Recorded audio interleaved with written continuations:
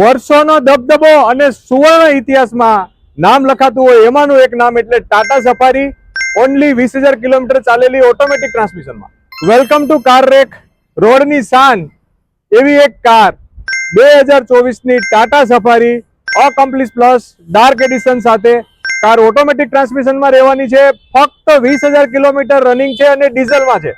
Car first honour અને comprehensive insurance સાથે મળવાની છે.